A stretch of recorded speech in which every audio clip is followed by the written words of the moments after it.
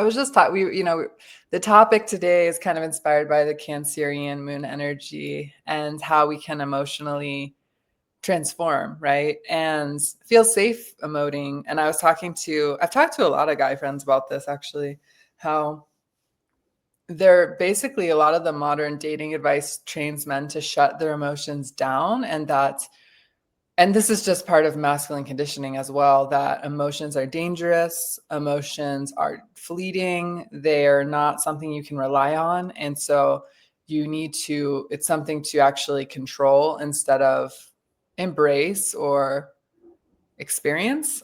And from a feminine perspective, I can just kind of speak from being a female.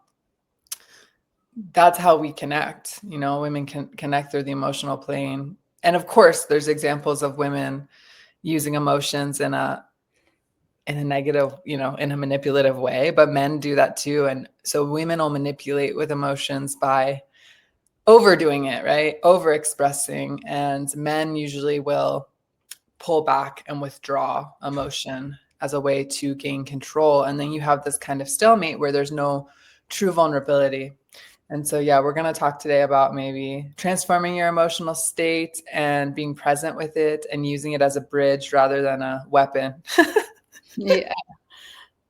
And it's true though, but also when you think about it, like why have women used emotions to manipulate? Because especially like when you think about it, back in the days, that was their only way of getting what they want.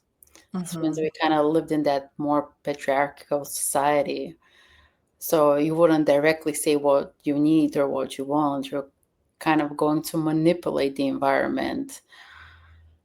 I think it's only if I think that some women, and I think that's only if they were trained or taught that emotions are not valid. So then, or, just expressing yourself isn't okay, because then they would have to, it's like almost like a more covert way to get your need met rather than just like saying, hey, this is how I feel.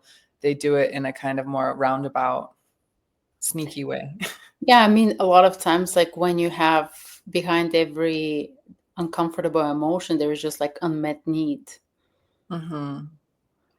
And I think it's really important, especially like once we, grow up, like to understand like what are those needs and how can we like self-soothe and regulate.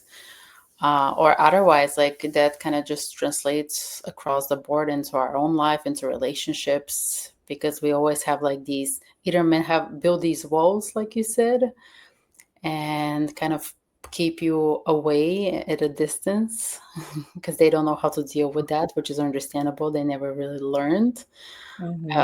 Because that's usually the job of the mom, or women just continue like to navigate and manipulate their way around it, and it's just like a never-ending story and cycle that just creates like a very lonely and isolated society. Yeah. And to the mom thing, exactly. It's basically, we could say that it all does root back to like your moon and how you were basically initiated into that idea of receiving. And if receiving came with all these conditions and terms, then yeah, you would think being emotionally vulnerable is scary, because it's not just like something you're allowed to experience. It's like, well, no, it came with a price, I guess. Yeah, and because emotions is something so difficult to really pinpoint or put into like some kind of a structure. Mm-hmm. That's why I believe like for everyone, like this episode is like going to be super beneficial to understand that, imagine you don't see underneath the surface like what each person needs. That's something so hidden in the subconscious, so private. And I always like to give this example.